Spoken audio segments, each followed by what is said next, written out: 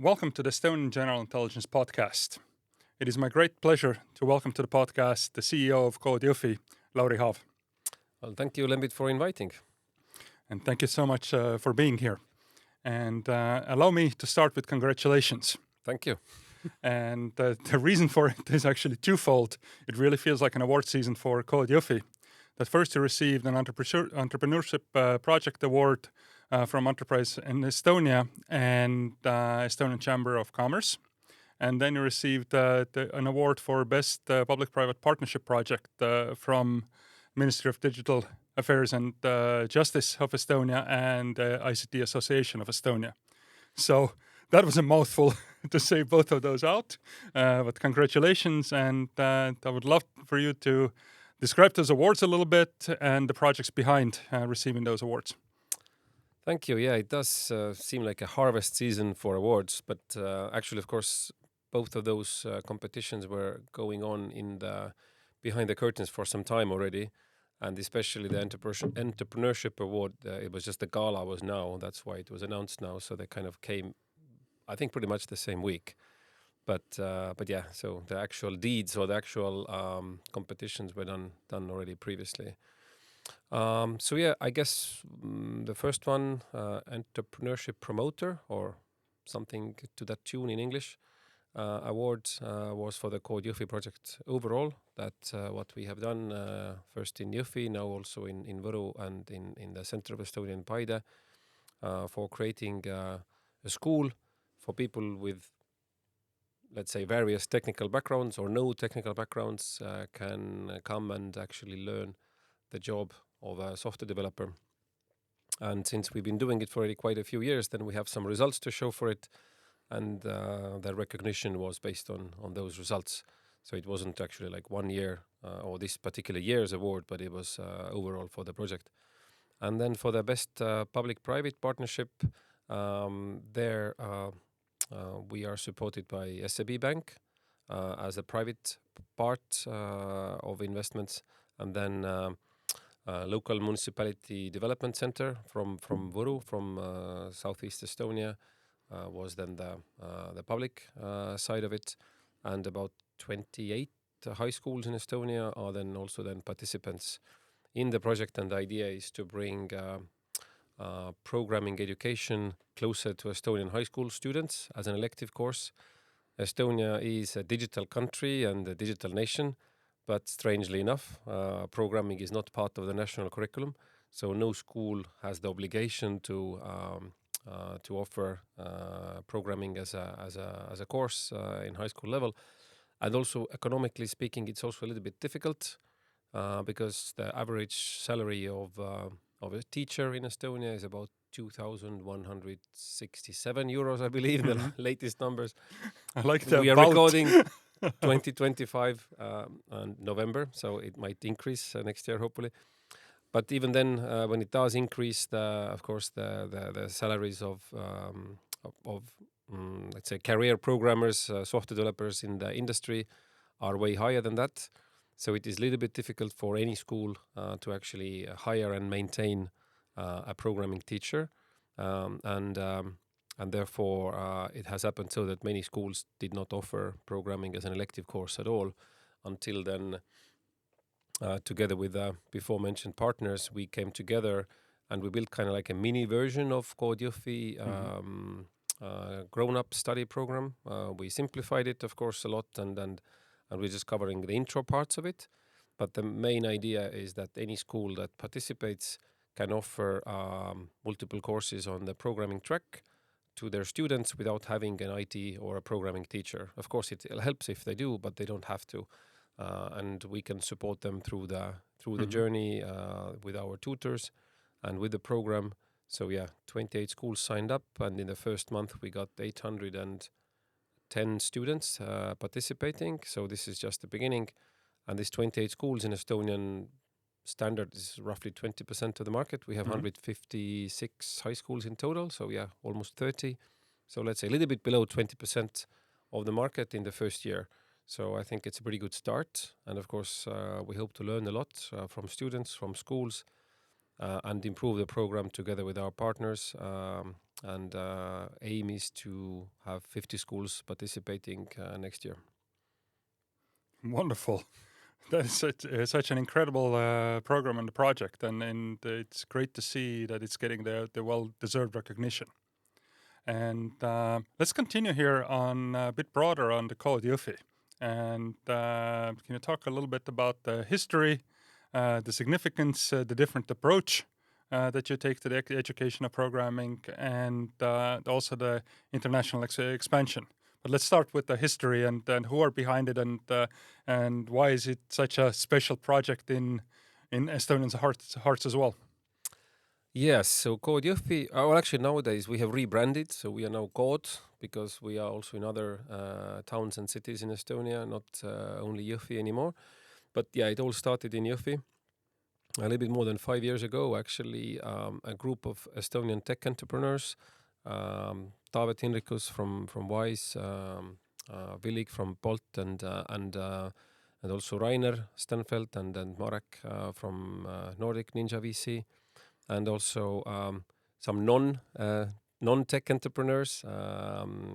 My colleague and Kood Jõhvi co-founder Mari-Liis from communication and PR background, and also we have people from legal and from public administration, and basically I think it's a group of 8 people came together and realized that Estonia at the time had a bit of a problem. We had more demand for tech jobs and positions that we could fulfill, and also although different universities and vocational schools are preparing and were preparing people for that role, but somehow the numbers were not growing. They were relatively stable. So although there was demand on the market, but the output, if we can call it like that, was kind of stable. So not declining, but also not growing fast enough. So the idea was to bring something new and something different to the market, and also to maybe inspire as well people from different walks of life to actually come and try and see if maybe tech is a field that they would excel in without them even knowing it, and in that sense to grow the pie for everybody. And I think going fast forward 4 or 5 years, last year we had about 178 graduates, no commas there, so actually exactly 178 graduates. And this pretty much roughly translates to the same number of software engineers that are coming out of the vocational school system of Estonia in 1 year. So, but also their numbers haven't shrunk, so they are still also seeing similar number of students. So it looks like we have been able to achieve growing the whole market for everybody rather than sort of shuffling it around and just sort of poaching students from one school to another, because also our students tend to be a little bit older. So the average age this year is about 29. I guess for universities and vocational schools, it's usually people in their early 20s or even late teens that are entering the school. For us, it's, let's say, young adults mostly. Oftentimes people have previous career. They have oftentimes previous education in another field. So we have people who, even our own schoolmates are almost like a start of a good joke, like a pilot, a doctor, and a seaman walk into a bar and start coding. And this explains our team quite well, because we do have a pilot, we do have a seaman, we do have a doctor, and a medical nurse who have transferred to the role of software developer through Kood Jõhvi. So I guess it's maybe more focused on career changers, although we do have also people right after high school, but they represent maybe 10-12% of the population. So mostly it's young adults looking for a second career. Excellent.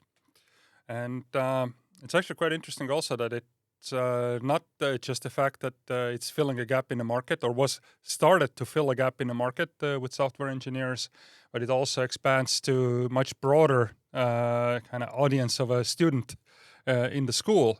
But also you're using actually many different techniques that are quite a bit different from the regular classroom teacher up front school system. Yes, so if normally you would close your eyes and think like, what are the 3 things that come to mind when you think about the school, then I guess most people would say teachers and classrooms and the schedule. So we don't have teachers, we don't have classrooms, we don't have schedules. So it's a little bit different. The learning methodology is called peer learning. It's made famous by French School 42, and they also have a rich history behind.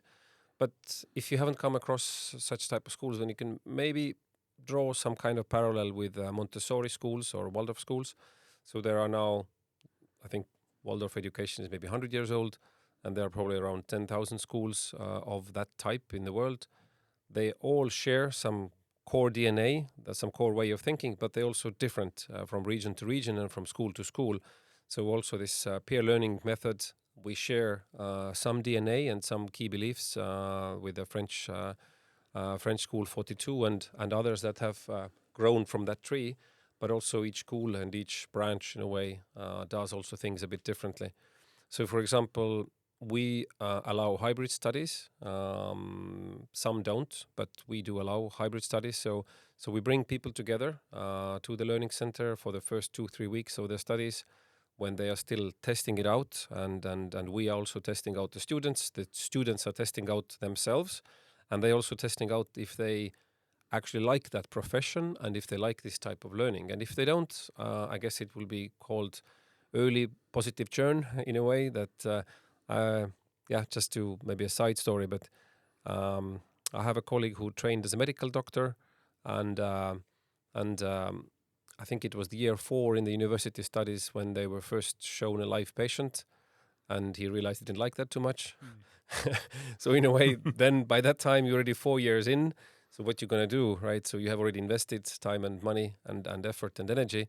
So you continue, grit and basically power through. But in the end, perhaps it would have been better if you find out sooner if this line of study or if this profession is actually your cup of tea in the end of the day. Mm-hmm. So in a way, we have this 3-week period in the beginning where we bring people together, and people are literally coding from day one, 8 to 10 hours a day. 5 days a week, and for the weekends we have some cherry on the top, which is then group projects, so that you don't get bored in the weekend and you come back on Monday and continue coding. So it's pretty intense. It's almost like I guess at least in the Estonian conscript military service, it's kind of like the period for the young soldier in the beginning. There's a lot of training, there's a lot of learning, but it's also quite intense. And it really helps you to kind of transfer into that mindset. Mm-hmm. Mm-hmm. So I guess we do something similar in the world of coding. So it's more to transfer into the mindset and less as a kind of a selection process to weed out the less focused or the less interested people. It works as a selection process, but both ways. So roughly lately we have had something like 50-60% conversion from a sprinter to someone who finishes with good enough performance that we would invite them to continue the studies in the main program. So maybe lately it's been like 55 even percent on average. Previous years it has been also a bit lower. So we have also tweaked. So we are continuously developing the product, so to speak, to find out what is the steepest curve that the people can take when learning new skills. Mm-hmm. If you make the curve too steep, people fall off the ladder. If you make it too low, then the intensity is lost. So we're kind of trying to find the right balance. Mm-hmm. And of course, it's continuous learning. So we are calling them selection sprints. We have done in Estonia so far 18, plus Finland, plus Ukraine. So I think altogether about 20, 23, 24 different sprints that we've run. And each time we're doing also something differently. Learn from previous episodes, previous installations and iterations, and then try some new things. So in a way, it's like if you think of sort of academic products, if we can call them that. Mm-hmm. If you think of, let's say, a university curriculum. So if we come together and we have an idea what the curriculum should be like for some future skills of students, do you know how long it takes to put together a curriculum, get it accredited, get it in front of students? So it's a process of about maybe 4 or 5 years from the idea to actual fruition. And then you get the students on the program, and then they also study 4 or 5 years. So basically you have one iteration for 10 years. And then during this 10 years, the world, as we know, changes quite rapidly. So we try to iterate 10 times a year, not once in 10 years. So that's why also having multiple schools and having multiple locations really helps, because then we can develop also faster, we can learn faster from what was happening before. And also at the same time, if we have this mindset of constantly changing the program and the world around us changes, then we can also react faster, because we always have the next batch coming, we always have the next sprint coming, and we can bring in things quite quickly. And now most of your students, when I'm listening to the selection process, the sprinting, the entire program delivery, and how that is adjusting, it really sounds like the student, or the ideal job for the student once they leave the school is to go to work for Bolt or the Pactum or one of our great unicorns or startups for that same kind of intensity, same kind of a pace of work, and kind of the same focus. How is the adjustment when they go work in a public sector, when they go work in a more traditional companies? Actually, we've been quite lucky, or the students, I suppose, have been quite lucky to really find employment in very different sectors. So on one side, we have Estonian public institutions have hired students of Jõhvi, also the banks, quite many of them, and also service companies, also startups, early stage, later stage. So it's really, I think we had, at one point we had maybe 160 students who had gone into technical roles, and they went to 100 different companies. So actually it's quite wide. This adoption is quite wide. So it's not necessarily only fast-paced startups or scale-ups. It's actually really everybody. And I suppose the life inside a product team also at public institutions can be quite intense at times, because the way the public system works is you get these changes in the law. Now the law has changed, but actually to make that reality, you need to change a lot of software, a lot of application flows as well. And you can't start building them before the law is actually passed. And then you have also the executive acts and all these things. So it's difficult to start building before the law and all the minutiae and all the details are in place, because otherwise you would be building something which maybe half of it goes to waste, right? So, and then the expectation, of course, is now we have the law. Why isn't it already available? Why isn't it already in all our e-services? Take, I don't know, the car tax or whatever recent changes that have been happening, to kind of take it from the law to actual service. Usually then by the time the law is passed, everybody's anxious. There's a lot of pressure, political pressure and otherwise, to see it happen now in real. And I guess then at those times also being a product person inside a team in the public sector can be quite intense as well. Yeah, as I was actually asking, I was answering the question myself in my head, that yes, we do have the benefit of having such an advanced digital society and experiences and agility in public sector and the private sector as well, as in our startup or the unicorn sector, as I like to call it. Well, excellent. So this is the kind of developments in Estonia, but you've been quite in friendly way aggressive in the expansion and in international cooperation as well. Can you share some thoughts on the projects that you have in Finland, that you have in Ukraine, the project in Kenya, and what the future holds? I was thinking a little bit about this aggressive part in expansion, and kind of recall that when I was interviewing for this job, then actually the job description or the project description was, how do we get to 10 schools in 2 years? So that was a sentence in front of me. So Lauri, you figure out how do we get to 10 schools in 2 years? And knowing now how long it takes actually to launch a school, then of course this was definitely quite an aggressive goal. But we do have one sister school in Finland, in Kuopio, which is like 5 hours by car from Helsinki to the north. It's in the middle of Finland. So somewhat resembles Jõhvi in a way. Different vibe, but sort of like smaller town, a bit far from the capital, quite close to the Russian border, etc. So there's a sister school there. There's also a second school in Finland now starting accepting students in January, who is not using our brand, but is using our learning management system and also using our curriculum. So we are like partners with them. So we provide the curriculum and the tech side. And yes, we also launched in Ukraine, in Zhytomyr, as part of a public aid project this year. And we are piloting in Nairobi, in Kenya, plus a few others in the pipeline that are not yet public yet. So let's see how those will develop. But for us, it's two things. One is what I mentioned before, is learning cycle. So if we can have 10 iterations a year, then we will learn faster, and we can also build a better product and a better experience for the learners. And the other part is, of course, economical, because to build a product for one country or for one school is totally economically infeasible.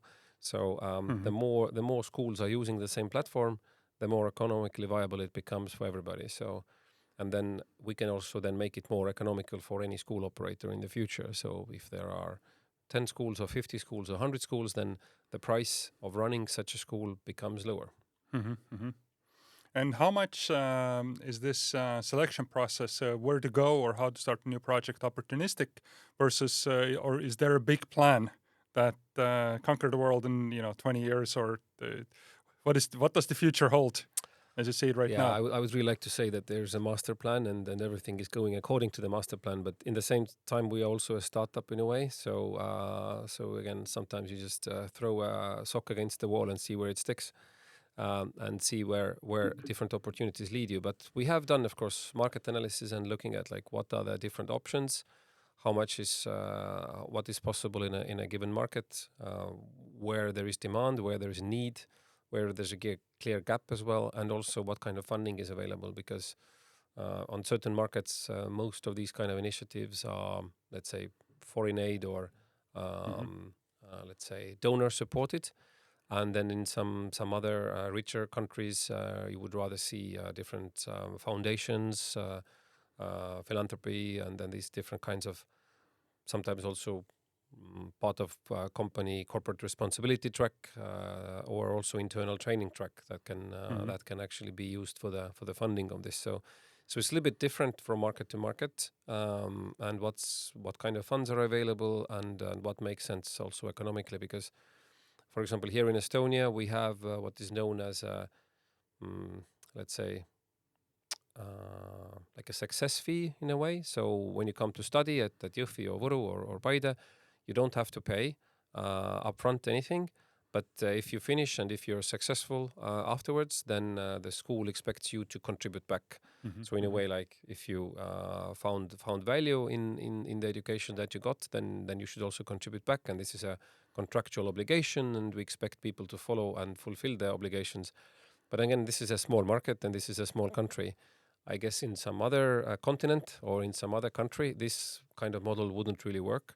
So either there has to be a fee or there has to be some sponsorships or scholarships available for students, because in the end, our goal is to make it available to everybody as much as possible, not to limit in a way that we put very high fees or we put like a very big barriers of entry. And how are you funded until the contributions from the students start coming in? We have founders, we have supporters. For example, here in Estonia, Swedbank, SEB, also Kamos, also LHV. Yes. So, and also Wise, Bolt, and many others have supported us financially, either to kick off the project or to keep the lights on. So this is one part. We've also been quite successful in also getting some project funding, at least in the beginning, in terms of grants to launch and also to build up. But usually, as you know, then the kind of public grants are generally to launch something.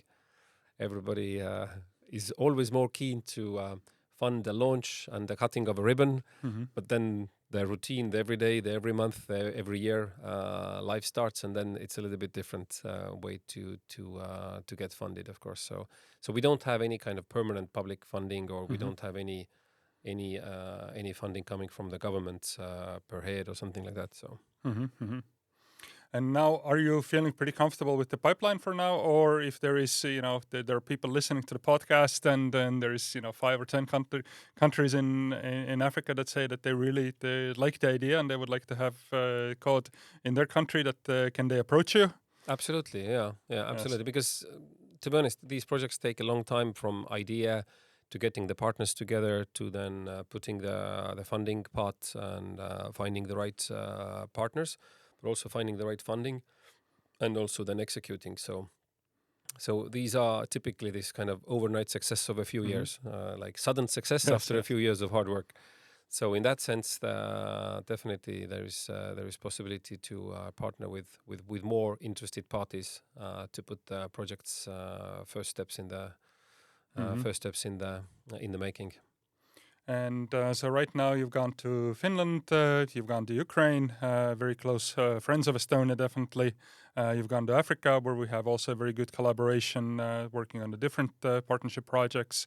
Are you looking at Western Europe, the more of a developed world as well, or?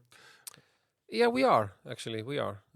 So we have some leads in Mhm, also the western part of Europe mhm. as well. And I understand for the Global South, you have quite a good collaboration with the Estonian development the organizations, the government of Estonia, also with some work with their potential work with the European Commission and other organizations.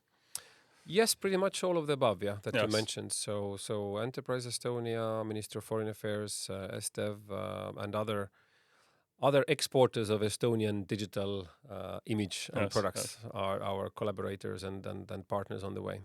Yes, I was kind of putting myself in the mindset if somebody wants to approach you, Mm. to give them like a full menu that you bring to the table and what the experience that you bring to the table. That one side is definitely kind of the new way of education and a new approach of the bringing and expanding the technical skills in the country or the market. But the other part is also how to set up those new structures and new schools, and I think that's actually quite exciting and can be quite beneficial. Yes, and in the end of the day, if you think how expensive usually like to open a school or to launch a school, then the length of the project and the expense behind is quite high.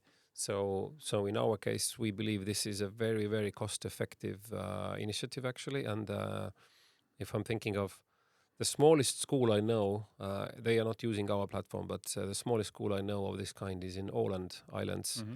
quite a small group of islands, and they have a team of 2.5, and the rest is volunteers.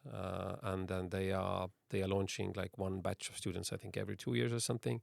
This is maybe the smallest one, and the largest ones have thousands of students in some African nations, like Hmm. in Morocco, for example. There's few quite big ones as well, not with us, but using a similar methodology and similar approach.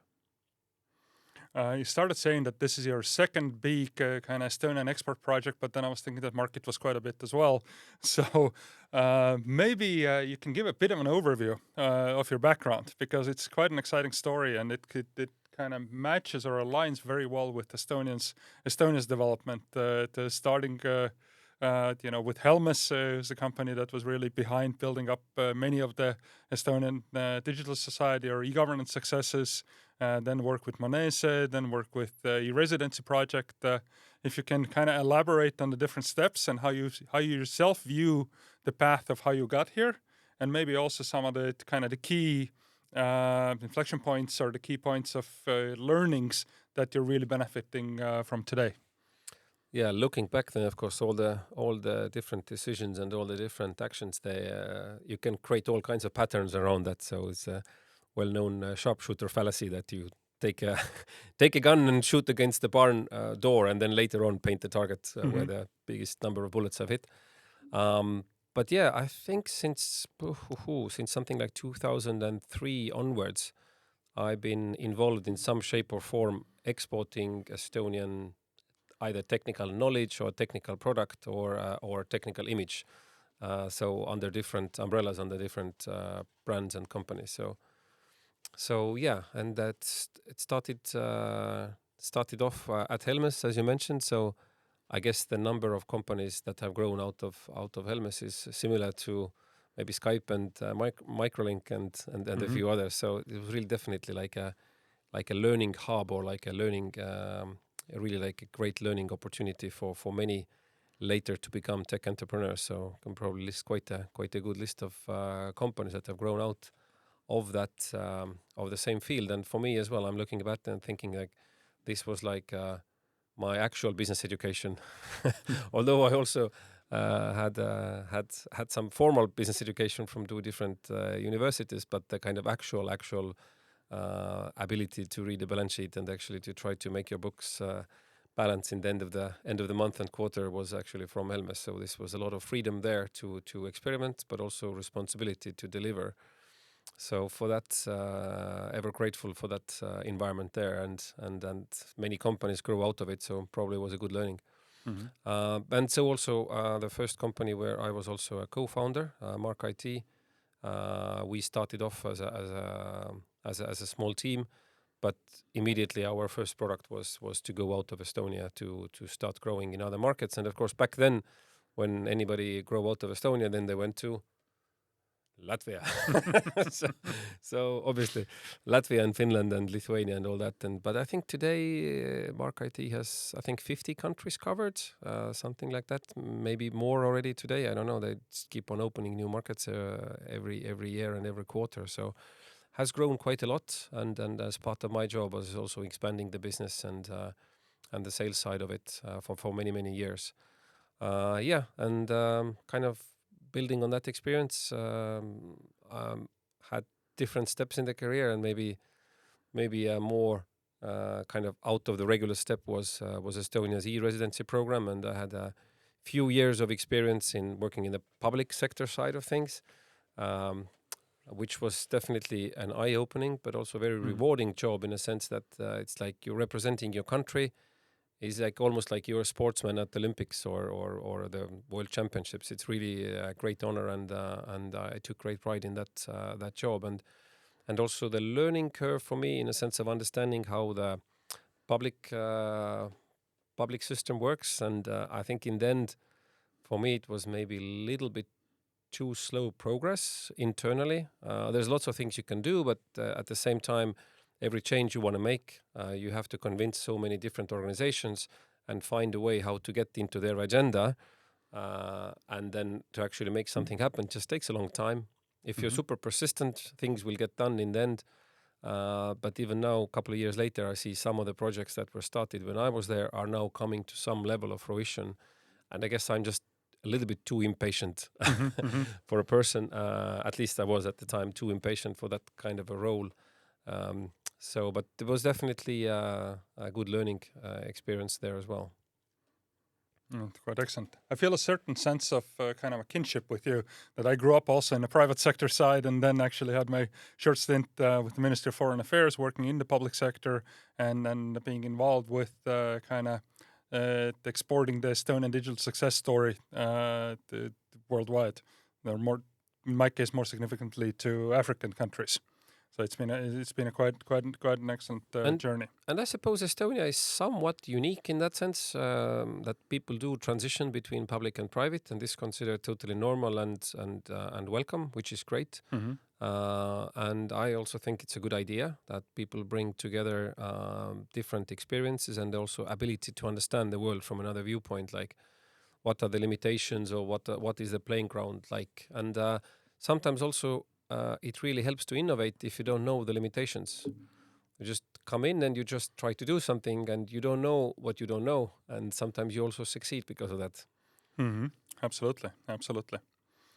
And now when we're talking about, the focus of this podcast is quite a bit discussion on kind of how the Estonian experience, and how the fact that we have this kind of digital society in our DNA, and how can this be kind of beneficial in good partnerships with the rest of the world. How do you see the kind of the different approaches and advancement in kind of education from kood can really kind of influence the learning much more broadly? You mean, can this kind of model be Yes. expand it to other fields or other Yes. countries? Mm-hmm. Both other fields and other countries, because I think right now, and we're kind of slowly will start getting into the AGI topics Mm-hmm, mm-hmm. and AI topics, that we're living in a very changing world. And how do you see that actually the experiences, one from Estonian side, but also the specific experience in code and the different approaches in this readiness to kind of reinvent continuously, how that can be beneficial in the world going forward? Yeah. Not that it's a very broad question, but Well, at least then I have the liberty to take it anywhere. Well, first of all, I think the concept of peer learning probably has existed as long as human beings have existed. That this was the first type of learning, I suppose, that you try something, you burn your fingers, and then you look at somebody that is doing this better than you are, and you learn from them. But the important part is you need to burn your fingers. mm-hmm. If you don't burn your fingers, then you don't learn. It seems like our brain is wired like that. At least the latest canon in the education is telling us that basically your brain needs to fail to actually learn. Because if you don't fail, your brain is not in a state of learning. So you need to burn your fingers a bit and then realize like, oh damn, I don't know this thing. Is there someone that knows this thing? This guy knows this thing. So let's see if I can mimic or Mm-hmm. if I can learn from that person. And this is the way that you actually get some really sort of deepened, learning from first experience. So in that sense, I think the concept of peer learning or the concept of learning through trying to do something and then seeing what's the best way of doing it, I think it expands to every walk of life and every different type of study that you can have. Particular school, though, if this could expand or if this could scale into other fields of life, for some reason it hasn't maybe so much. Mm-hmm. So maybe there's some kind of limitation there. Because in the tech field, I suppose, at least in our markets, it's quite meritocratic. So people get hired because of what they can do and maybe a little bit less what kind of degree or paper they hold between their fingers. Mm-hmm. Of course, it helps if you hold a good paper between your fingers, but mostly people get hired because of the skill they have, not because of what kind of paper they have. So in the end, it then doesn't matter like so much, perhaps, like where did you acquire the skills as long as you have the skills. Mm-hmm. And maybe in some other fields, it's a bit less regulated or a bit more regulated.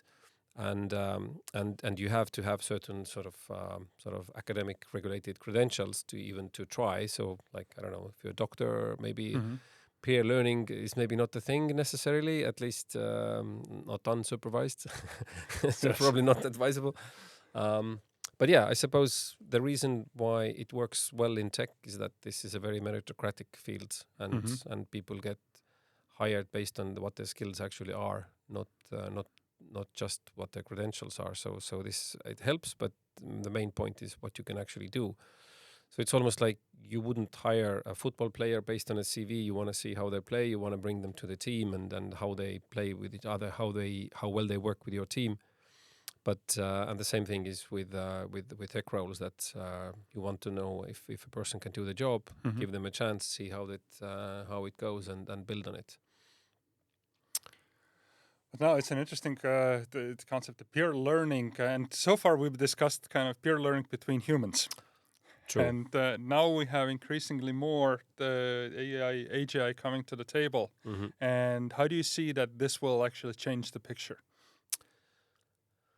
I guess one thing that we have to go through, and we don't know the right answer for it yet, is of course it's increasingly more easy to actually talk to an AI tool or talk to any kind of LLM tool and use it as your tutor and as your peer rather than another human being. But it has a certain risk element there as well. So number one, all our current AI tools, they tend to agree with you often. And if you have ever worked with human beings, or if you have grown children, then you know that human beings are not like that. So the moment you enter the actual team or the actual job or actual family situation, you need to be able to a little bit negotiate and interact and not necessarily with people who agree with you all the time. Mm-hmm. So I'm a little bit worried about what kind of soft skills do we develop when we use AI as our tutor? Probably none. So that's a tricky bit. But don't you think that this is these days it's more of a default setting type of thing, that they've set in default to be friendly and be supportive and but it's very easy to tell ChatGPT to be very critical or roast me or be harsh and interview me as the harshest critic in the world, and it will actually do it quite well. Yes, but do we use it like that? Probably not. That's Yeah. it. Yeah. I actually use it quite often. That I say that don't give me that fluff. I've actually even changed the settings and some of the custom GPTs or copilots that I'm using. I've set the setting that don't be this all complimentary, also empathic to me. That let's have a real discussions like a real the real world colleagues would talk. Yeah.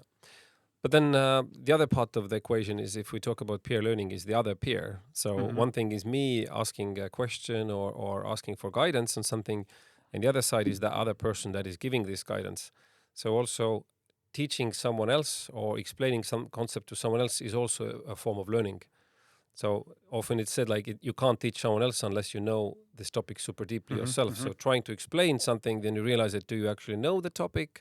Do you know it deep enough that you can actually explain it to another person?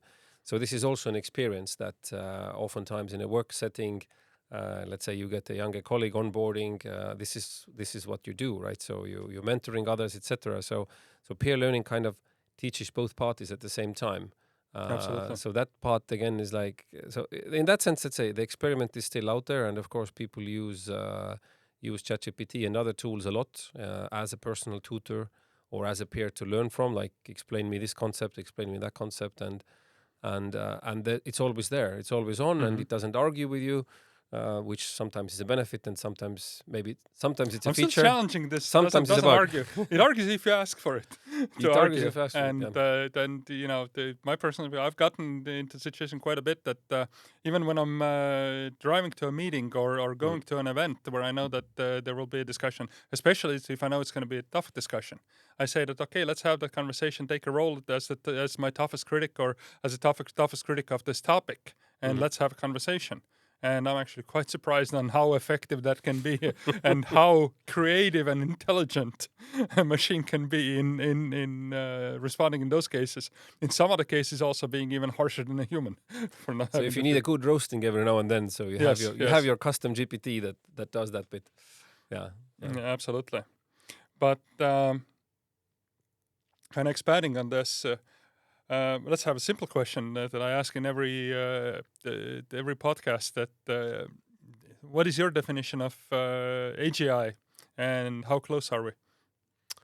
Oh damn, how close are we? Yeah, I suppose. Yeah, a good friend of mine is always making a joke that if there's a question of is AI smarter than a human being, then it depends on the human being. Sometimes the bar is not very high, but overall, as a general intelligence, yeah, usually we think that the future is already here, but it's not evenly distributed. So probably in some corner, it's already there. In some specific fields, it's already there, perhaps. And in some others, not so much. And if you look at the whole sort of integrated picture, like trying to grasp the whole world as one system, then maybe it's not there at all. And it's even a good question: will it be in the few years to come? But yeah, honestly, I don't really know how far we are. What are the questions that are most interesting to you in this in those developments, or are there questions that are keeping you up at night? I sleep quite well, at least my aura, my Lord of the Rings, as I call it, tells me. So seems to be all right. But what I'm kind of when people are talking about like this whole kind of different jobs being taken by AI tools, etc., and which jobs disappear, how quickly, and so on and so forth, is a really good question. Like, so what happens then? And generally, I'm kind of not seeing. I'm seeing quite a few like a horror movie scenarios. So number one is like if you think of people in the history who had nothing to do, like they didn't need to do any work for their daily sustenance. So what did these people do? They went to war, right? So you had your noble classes. They didn't need to work for their living. They didn't work for the bread. They had lots of idle time, and they inevitably ended up disputing with their fellow lords and conquering each other's lands, and they had just it was they could afford that. The peasants could not afford that because most of the energy went to bring the bread to the table, and the people who had too much time in the hand, they started fighting with other people. So that's like one concern, historically speaking. The other part is what we are looking at. Like even in this country, we have, I think, youth unemployment at 26%. So what if it goes to 40? What if it goes to 50? So what will happen then? And I think a pretty good likelihood it's you will have a French Revolution, right? Because if you have lots of people with nothing to do and no possibility for any kind of careers or advancements, so what are they going to do? And if they also happen to be young and angry at the same time, so what is the world going to look like? And if those changes are happening very rapidly, without, of course, there's always new job generation with every new technology, right? So some jobs disappear, some others appear, etc. But if it's happening faster than our capability to adapt, then is there a likelihood that you will see a lot of burning buses and trams and overturned police cars on the street? I think yes. I do share the thought that this is a concern and that this is definitely one of the possibilities, and I think this needs to be thought of right now. I'm actually quite vocal about it and bring on different levels out the topics of that we should be starting to get ready for the future, that half of the population doesn't need to work, that we have actually agents and robots and self-driving transportation taking care of most of the jobs that we see people doing today. And how are we actually ready for that as a society? How are we ready for that culturally? How are we ready as human kind of spirit and mind and motivation? There is definitely a very good view that it can be very nice that people can just work on the next level of advancement on the Maslow's pyramid. That if we have shelter and everything else taken care of and food on the table and everything like this, we can all, meditate and do yoga and Play golf, maybe? Play golf, yes. One day more per week. Absolutely. And, but yeah, that is definitely a concern. But considering that it looks like it's a pretty one-way direction, that the artificial intelligence, or I like calling it actually more machine intelligence, because I don't think there is a difference whether it's a machine, what the source is, whether it's a machine or human. Intelligence is intelligence, that it will continue advancing, and it will be replacing many of the functions that we consider today as work. I really like the last bit, the functions that we today consider as work, because let's be honest, there is a lot of work out there as well which is pretty mundane, boring, mind-numbing, and even sort of detrimental to human well-being, because it's too repetitive, too boring. You can't really use your sort of imagination or creativity in any kind of way. You have to kind of just follow certain rules and really act as a program. So I guess the most logical thing to expect is, like, if your work today looks like acting as a program, then soon a program will replace you. So and in that sense, like, as long as we have something meaningful to do, then maybe that's a good thing. But if there is nothing meaningful to do, there probably will be quite kind of difficult times of readjustment ahead of our societies overall. Redefining meaning will be a key question. And what I mean by this is that actually I like your comparison with the French Revolution, but I think there were the other impacts there as well. That those people also had challenges with getting the livelihood. Without having jobs, you really had trouble with getting shelter, with getting food on the table, and other aspects. But if we are moving into the era of abundance, also with the fact that the machines are taking over all the labor and making everything very productive, that in the situation that when we have those parts actually covered, is it possible that we actually find meaning on the higher levels of things, and we actually get more friendly? You seem skeptical. Human nature, I don't know how much it has changed in the last couple of million years, so probably remains as it is. Well, there is a discussion actually that in the school of thought that all of those things that you discussed, and including the core assumption that we are made to work, or that we get so much of our self-worth and value from work, that is actually invention of capitalism, and it's only a few hundred years old. But also, I think You mentioned that what if only half the population is working? I think it is already today that in rich countries, half the population is working. The other half is either young and studying, and the study years have been expanding, or they are retired and they are retirees. So, and then a bunch of other people. So I think even in this country we have 650-ish thousand people who actually have a job, and then we have, so it is half the population actually. Yeah. So also quite likely that the years of study will be extended and the years Well, in of this retirement. number we also have the children and yeah, that's and half the elderly, population. Yes. But when there was the Industrial Revolution, then you had kids of 7-8 years were already on the factory floor doing something, right? So so we have moved away from it already. Yes. So in a way that maybe the number of people like having a job in a way can be reduced still further without like a cataclysmic impact on the whole society. But the trouble seems to be that at the moment it's happening very fast.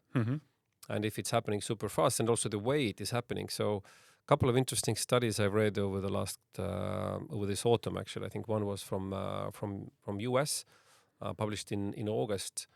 We can find the link and put them in the show notes later. And basically the kind of the abstract of the study is that AI is seniority biased. So if they look at I think they looked at 200-something thousand job postings and kind of figured out that so what's happening, that was US study. So what's happening basically is like, it's not so much an issue that that senior level people are losing their jobs or something. They get maybe enhanced and they get more empowered by new tools. But it's just like there's less entry level jobs happening. And the trouble, of course, with that is like, how do you become a senior if you don't have an actual real life experience? You take some knowledge you've learned and then you practice on actual real life situations. Then you become a senior level operator, right? There's no other way of getting there, it seems. And if that chain is cut, then what will happen later? So if you look at the secondary effect, then the seniors will be more in demand. So they're going to be happy. So then you polarize the society even further. So the people already have made it, they have more, and the people who haven't, they have less opportunity to do so. So that's why I'm kind of referring back to this French Revolution situation, that you're creating like a classes of people based on the seniority, like if they have a chance or no chance at all in the job market. So that's let's say concerning a bit, but of course we shall see how it will develop. I'm still a bit more optimist from the fact that I think we're in a different kind of world these days. That people have a better opportunity, be more motivated, be more curious, learn more, advance more, develop more. I think in the times of the French Revolution, maybe the educational systems or the relearning processes and those capabilities were not there. And the other part of it is, and this is kind of an interesting thought process that I keep coming back to, is the fact that very often and automatically, people take the assumption that if people don't work, either they get really fat and lazy and just eat junk food and watch junk TV, or it will get violent. And for the first one, I actually have a feeling that these days, I think the most of the world these days has the capacity, okay, maybe not most of the world, whatever the percentage is, has the capacity to eat junk food every day today and pursue just very lazy junk media and entertainment. And most of the people don't do that.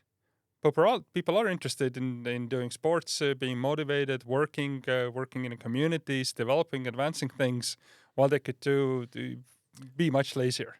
Could it be that's your bubble? That maybe that's your social bias, that there are a lot of people doing that. So. Definitely that's part of it. But if I try to think outside that bubble as well, I think that's. Or do you really think that we're that doomed? Because one thing that I'm confident in is that this change will happen, and it will happen very quickly. I think from my side, the AGI is pretty much here. I think there is a school of thought that there are discussions that we're actually going through the technical singularity right now, and it just feels very calm. People anticipate that this is kind of this massive threshold, but maybe it's more like falling into a black hole. Not that anybody has the experience, that maybe that's a very serene process. Yeah, it's like the process of going bankrupt, I hear. It's like at first it goes very slowly and then very suddenly. Yes. Slowly, then super suddenly. And I guess with all big changes goes like that it's a step process. Hmm. It's a step function. It's not linear. It's more like things happen gradually, and suddenly it's like the way water freezes. Right? It gets Hmm. colder and colder, and from one moment to the next, it goes from being a liquid to being solid. Hmm. So it's a step function kind of way that you kind of see the signs, but then you don't quite realize what will happen afterwards. That suddenly water becomes ice and you can drive a car on it. So it's not so self-evident looking at the sea. But if we're bringing it a bit more granular, actually, and I'm kind of bring it back to code right now, Mm. that you brought the example or the point that the senior people will have easier time and junior people will keep getting replaced. Um, Not even when replaced. Not or not those not jobs engaged. are not Yes, created basically. yes. But I think as tech is kind of the fastest advancing in the AI adoption and AGI adoption. I mean, I had a conversation the while back with the CEO of one of the Estonian large IT firms, and he said, "Yeah, we're definitely seeing that AI is replacing the junior roles and junior work. That we need the senior people. The challenge is exactly as you said. How do we get senior people if nobody's going through the junior to senior process?"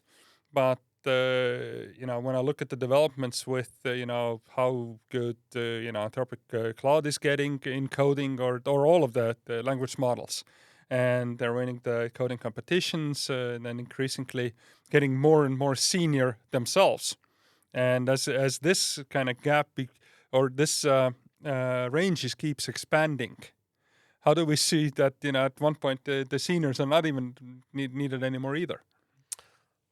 Yeah, so there's a couple of aspects here, and a couple of thoughts, and maybe some examples to bring as well. So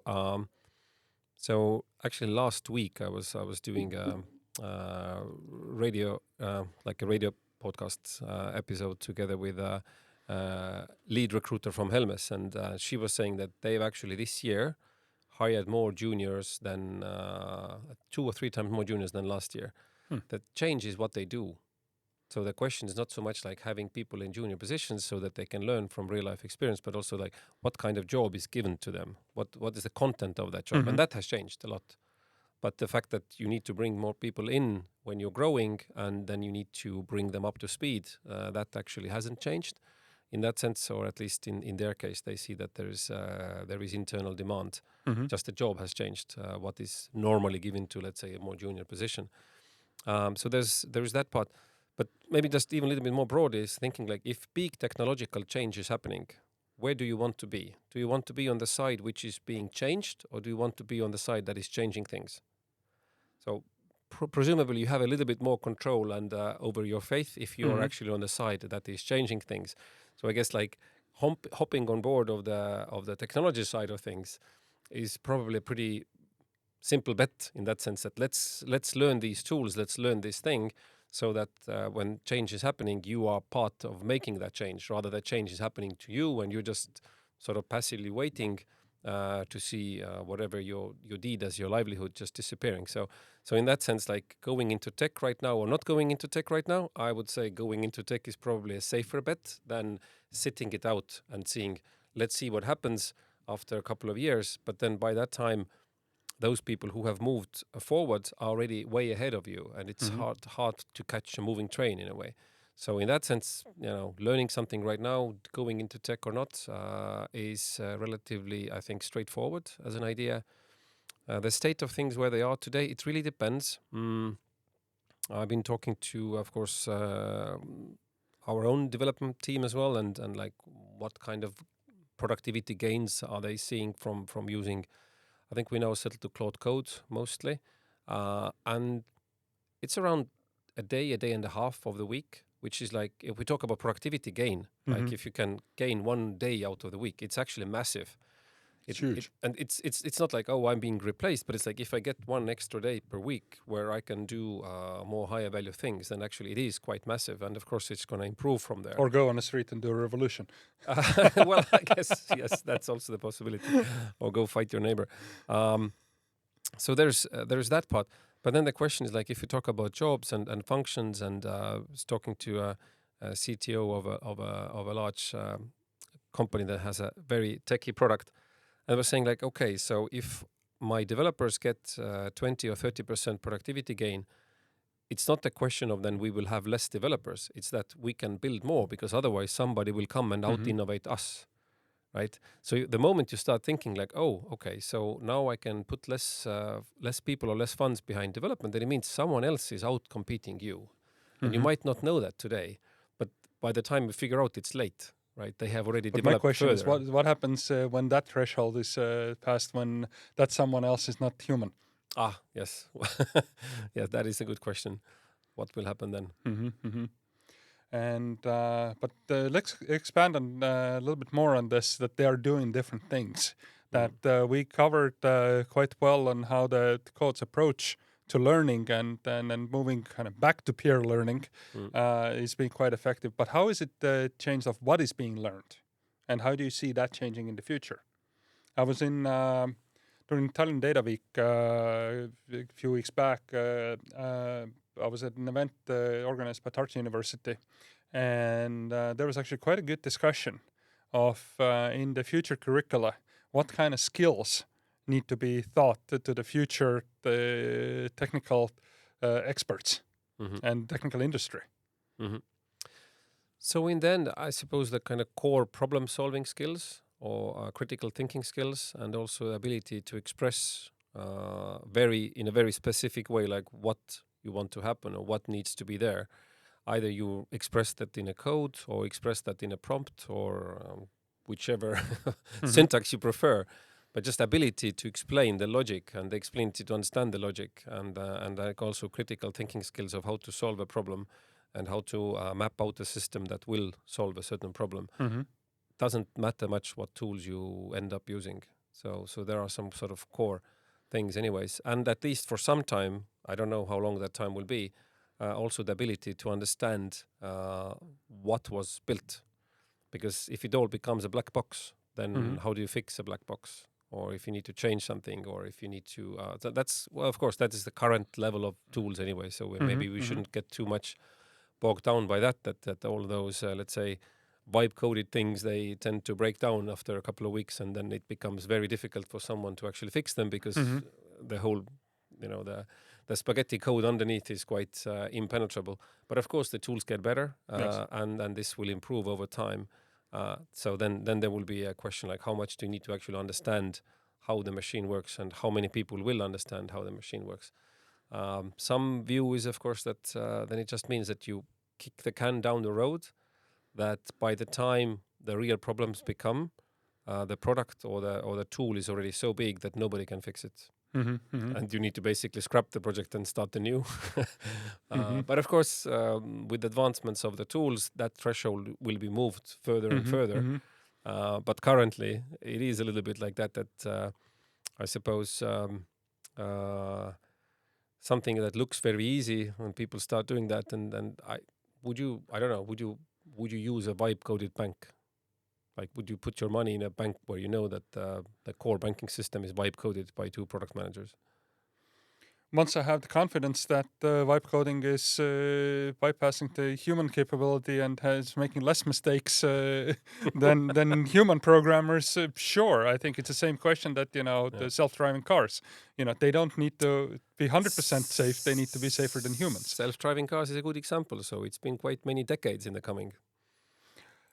Yes, it's a harder problem than it seems, right? So at the same time, just as a recent event, there was on stage Mo Kadat, the ex-CEO of Google X, and many other exciting things that he's done. And I had my opportunity to totally geek out on seeing him, because I just love his writings and the way of his thinking, and he's quite a bit of my idol. And he actually brought out, he said that people keep forgetting that self-driving cars have been better than human drivers since 2007, and they have been 20 times better than human drivers since 2013. So from that standpoint, that comparison is more of a political question, more of a human fear question. It's more about just the readiness to see that change. I had the pleasure of experiencing a self-driving car when my son turned 18 and got his driver's license. Mm-hmm. So he was driving me around. So for me, it was a self-driving car. Unfortunately, then he moved out and started his own life and own Yes, career. So yes, so I only could enjoy a self-driving car for 6 months. But that was a good time. yes. But definitely exciting times ahead. A bit of a question, kind of self-critical and self-reflection. How do you see that Estonia is doing in getting ready for the AGI era? How Estonia is doing? I guess we have a few good initiatives going on, and generally, I would say, in comparison, a healthy attitude towards trying new things. Still remembering when we had a lot of chance to build everything anew, and that actually brought us some success. So kind of, it's not too far away. We can Mm-hmm. still remember that. So I guess we have a healthy attitude. I don't think we're actually kind of leading the way at the moment, at least yet. But I think there are some good initiatives out there. I also see companies, including government institutions, that they're not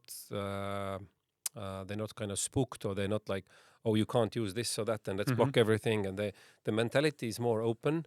Also, when we talk about things like AI Leap and other initiatives, in quite many Mm-hmm. countries, you can't do them. It's just impossible. Explain to a listener what the AI leap Ah, is. sorry. Yeah. So Yes. AI Leap is an initiative in the Estonian educational sector to bring AI tools to the school programs, so that both teachers and students would use AI tutors, AI like specific AI educational products to actually enhance the learning experience, because they're there anyways. Everybody's using it anyways. Let's just embrace it and do it properly, is the idea. And of course, Mm-hmm. different models will evolve, and how it actually will be beneficial and how it will be used in the end is yet to be found out.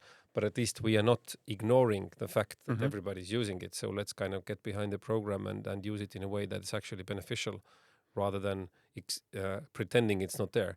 But from the AI Leap team, I've heard that when talking to colleagues in other countries, in some markets, basically the kind of, let's say, the school boards or the powers that be, their request is, can we somehow block this AI thing altogether, so that students wouldn't use it? And it's just like It's an crazy. impossible task, basically. So in that sense, I think we have a healthy attitude, but also being a kind of like let's say, farmer boys as we are, uh, or peasant nation in a way, like we also have healthy level of skepticism as well, that Mm-hmm. let's see if this stuff really works before we start jumping up and down and saying, it's the best thing since ever. But overall, I think we have a healthy attitude of trying, and I see also companies and government and also educational system accepting the fact that this is now it. Mm-hmm. And people are still, I think, still remembering how internet came to be, and how all the cloud services came to be, and other digital services came to be, that they also seemed like a toy at the time in the beginning, Mm-hmm. and then pretty quickly it grew out of being a toy. And if you still have this kind of memory, so it's like when you have like investment fund managers, so if they haven't been through a bubble, then probably you shouldn't trust them Yes. Yes. with your money, because they don't know, they haven't seen a bubble burst, or they haven't Yes. been Yes. through crisis. But I think we, as a society, we still remember quite vividly, like Mm-hmm. when internet came, and when the previous technological advances came, and we benefited from it. So in that sense, I suppose we have a somewhat little bit inherent positive outlook, in that sense, that it's a new thing, let's give it a try Mm-hmm. and see how it works. So in that sense, I think our attitude is generally healthy. Excellent. And now I just have a very good follow-up question. Are we in the bubble? Probably yes. I think so. Yes. You I mean financially or what? but actually, I was thinking that financially and also mindset bubble with AI AGI.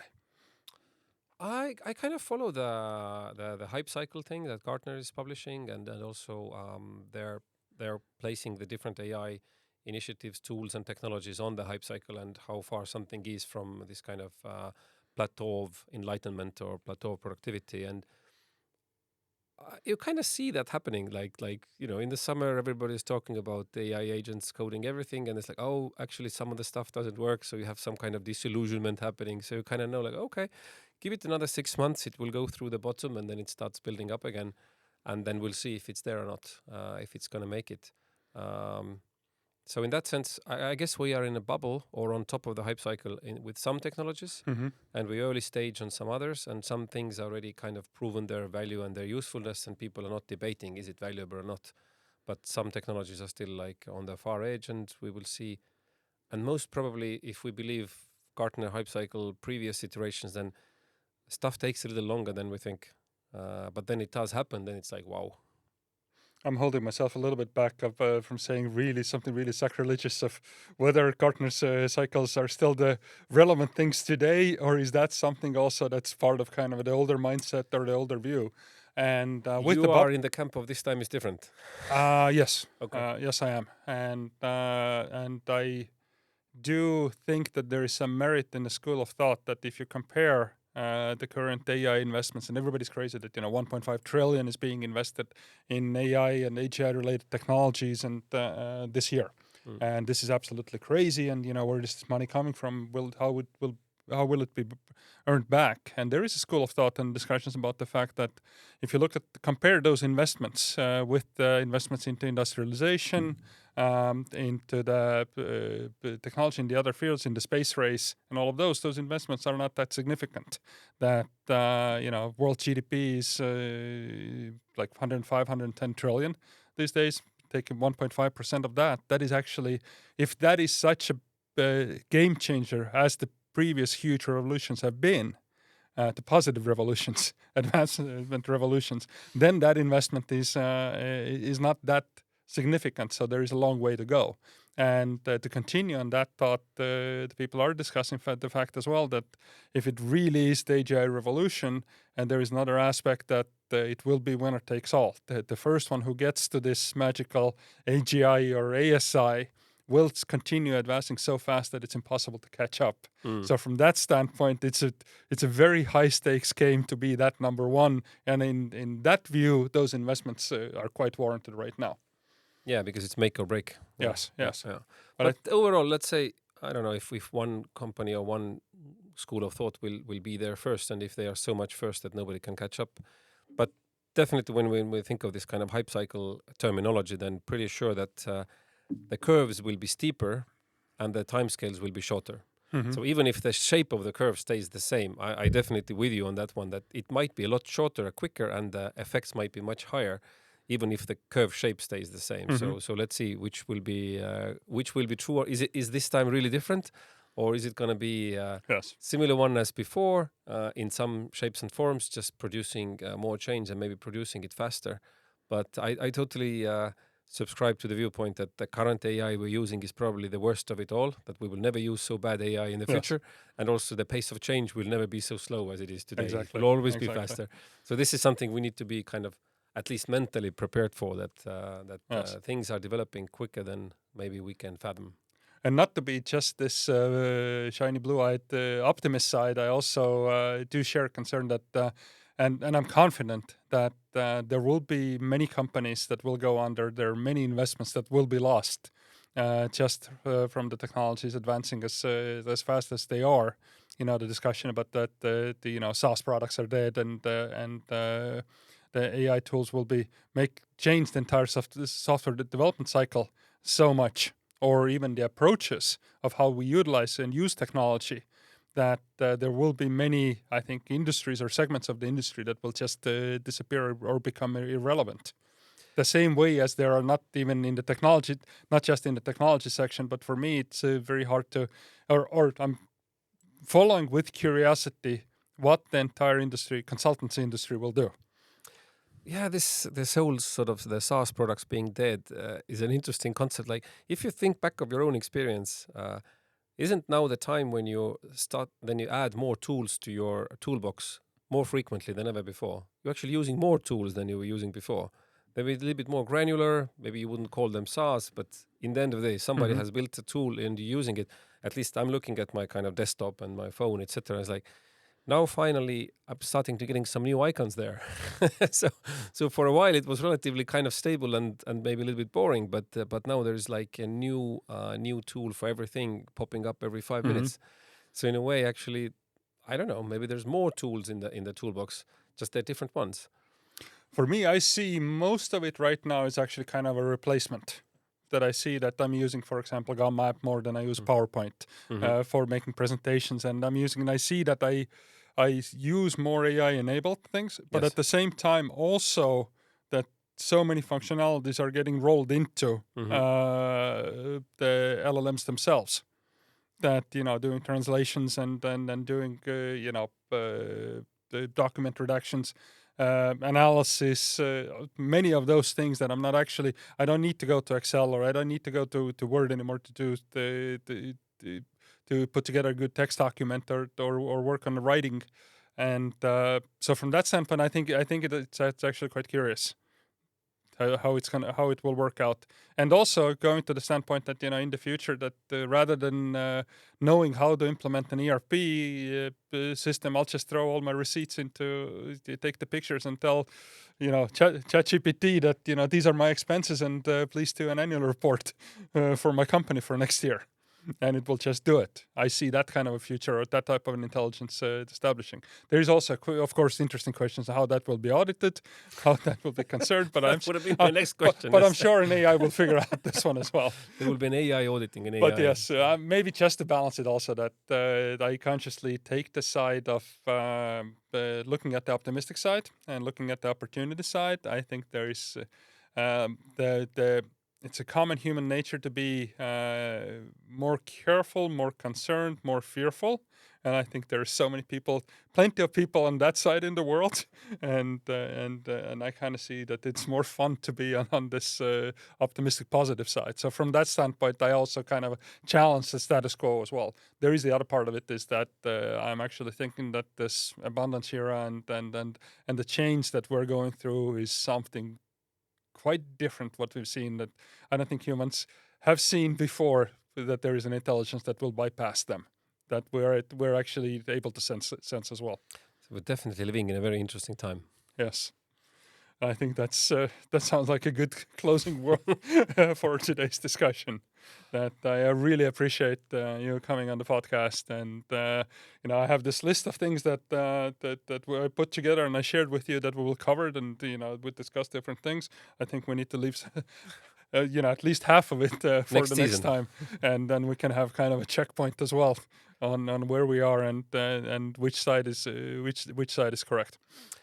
Or it's actually not which side is correct. That I think we're quite aligned in curiosities on what's coming. We will do an episode 2 in next season and see how things have developed and how wrong our predictions were or how right they were.